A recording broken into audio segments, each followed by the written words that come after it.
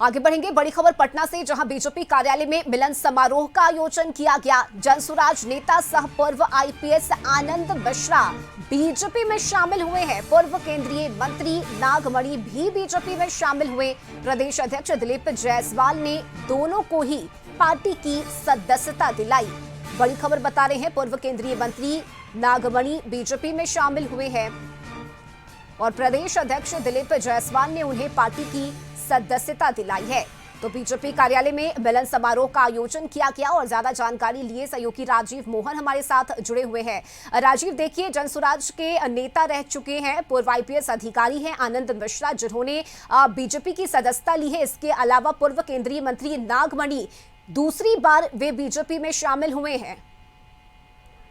देखिए, बिल्कुल भारतीय जनता पार्टी के वरिष्ठ कार्यालय में मिलन समारोह हुआ। इसमें महत्वपूर्ण जो है नेता जो है वो शामिल हुए हैं। खासतौर पर नागमणि, जो बिहार के पूर्व मंत्री रहे हैं, उनकी धर्म पत्नी सुचित्रा सिन्हा भी शामिल हुए हैं।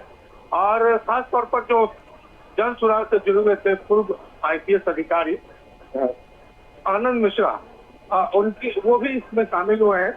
और देखिए, इस प्रकार से ये मिलन समारोह हुआ है और जो ऐलान किया गया है, जैसे आनंद मिश्रा ने साफ तौर पर कहा कि मैं कोई टिकटार्थी नहीं हूँ और मैं यहाँ पर इसलिए आया हूँ क्योंकि हम भारतीय जनता पार्टी जो पहले से मजबूत है उसको और हम हाथ बढ़ाने आए हैं। और उन्होंने ऐलान किया कि हम जिएंगे मरेंगे तो इसी गेरुआ में मरेंगे। और उसी प्रकार जो नागमणि है, उन्होंने भी कहा कि अब मुझे कहीं नहीं जाना है जी, अब मुझे सिर्फ और सिर्फ भारतीय जनता पार्टी के साथ रहना है। और उन्होंने महागठबंधन के नेताओं पर जमकर वार किया और कहा कि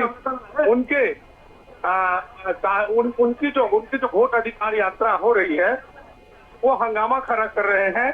और हम दो मकसद क्या है, एक तो भारतीय जनता पार्टी और मजबूत हो, उसमें अपना सहयोग देंगे, और दूसरी तरफ जिस प्रकार से जो महागठबंधन के नेताओं के द्वारा एसआईआर के नाम पर जिस प्रकार से हंगामा किया जा रहा है, हम उसको डिफेंड करने के लिए अपनी पूरी ताकत लगाए देंगे। बिल्कुल राजीव, और देखिए, बीजेपी का भी यही मानना है कि चुनाव से पहले इन दोनों के ही पार्टी में शामिल होने से इसका फायदा मिलेगा।